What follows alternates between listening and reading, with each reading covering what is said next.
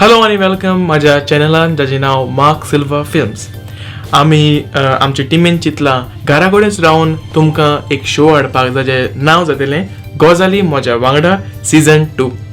ह्या सिजनान आमी जायते नवे तो नेटाक हाडटले. तेच परी आमी जे कोंकणी भाशेक वावुरता तांकां हाडटले आनी तांच्या बरोबर आमी भासाभास करतले आनी विचारतले तांकां प्रश्न तांच्या टॅलंट्साचेर.